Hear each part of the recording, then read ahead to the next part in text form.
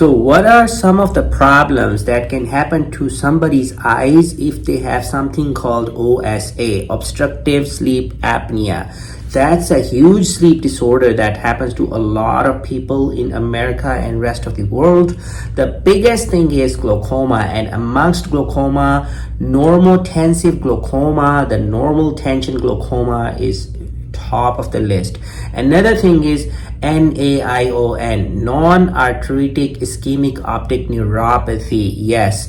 And then comes diabetic retinopathy and diabetic macular edema. Both of them can happen in patients with OSA. There is a strong correlation. Another thing is floppy eyelid syndrome. If you look at this picture right here, this patient had floppy eyelid syndrome, and he was OSA patient who was wearing a mask, but unfortunately the patient with floppy eyelid syndrome, or FES, they can have the other problems as part of OSA as well in their eyes. So unfortunately, that floppy eyelid syndrome patient, he ended up with glaucoma. As you can see in the picture, the nerve is super pale, and he also had diabetes. The diabetes led to so many problems, as you can see in the picture: diabetic retinopathy and then diabetic macular edema, and unfortunately down the road that also led to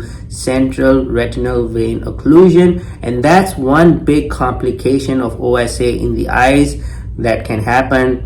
RVO, retinal vein occlusion. So if you have one ocular condition in connection to OSA, that does not mean you will not get the other conditions. You can get it. I really pray you don't, but it is a possibility. Another bad condition, CSCR, central serous chorioretinopathy, that can also happen if you have OSA. So stay in touch with your eye doctor. That's very important.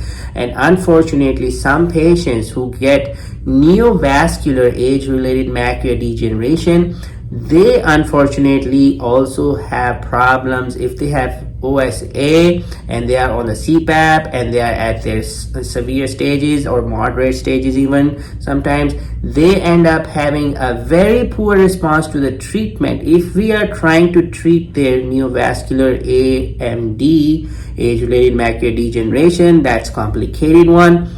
It responds very badly in many patients, not all, but still we give it a try. But anti-VEGF response is very diminished or poor in those OSA patients, because we depend a lot on anti-VEGF treatment in a vast majority of the NVAMD patients, neovascular age-related macular degeneration patients. So that's why I thought to bring it up here to the attention of the audience, because macular degeneration is not uncommon, unfortunately. And then on top of that, if you have OSA, you need to be super alert, you need to be super cautious, you need to be super attentive to your eye doctor. I hope that helps. If you have any questions, please ask me in the comment section. Thank you so much. Have a great day. Bye-bye.